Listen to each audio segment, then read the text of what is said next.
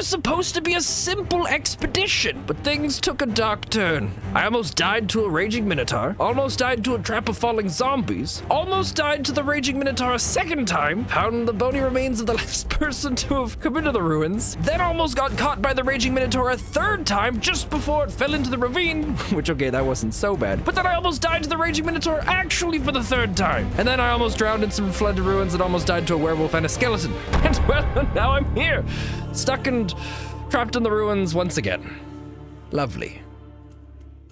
It looks like this used to be an underground forge, but it's not working now. Occasionally these pillars, they try to move, but it seems like something's stopping them. There's also weird mechanisms everywhere. I have no idea what any of these would be used for. And on top of that, there's a ton of valuable resources, but mostly copper, and lots of it. I think this basin at one point was used to melt the copper, but most of the lava dried up long ago or it stopped flowing. If I had to guess, I'd say it started up here, and then it would flow down from here all the way down and then surround the basin, heating it up. And then excess lava would pour down over here because you can see there's still a ton of it down there. My only guess is that once the copper melted, it'd be lifted and raised on this contraption and set onto one of these, and then maybe brought down and worked on over here into tools or equipment or who knows what.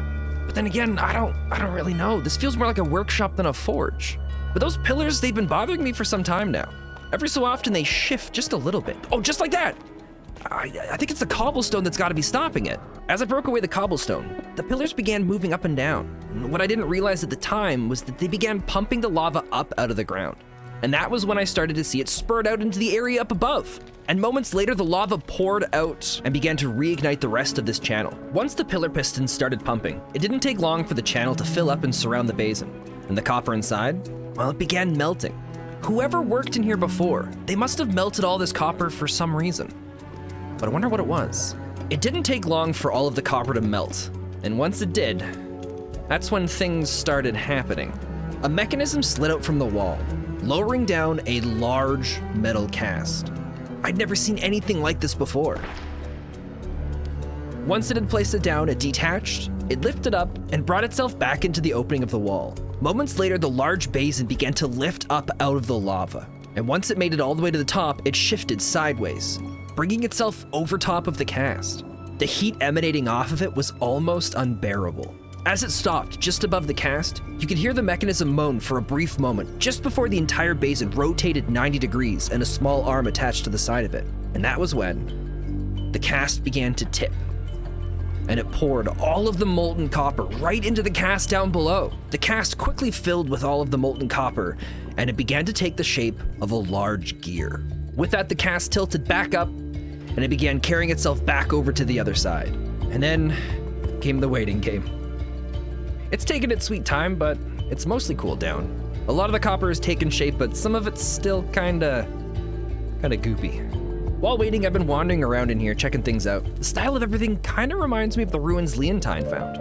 I wonder if these were built by the same people. I mean, from the distance we traveled underground, it's possible we might even be under the mountain by Leontine's and David's place. But while snooping, I found 2 secret entrances.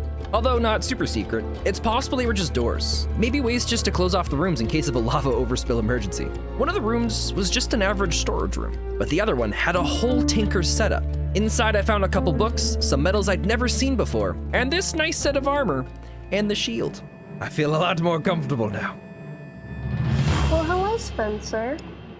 So this is where you've been hiding. Hello, welcome to my underground home where I live. My name's Tolerad. Oh, please, I can smell your stench from miles away, all right? No need to lie. You know, Epsi, I'm pretty sure you may never have cured you from that minotaur curse back in Asharia. And I'm pretty sure this is where you're going to die.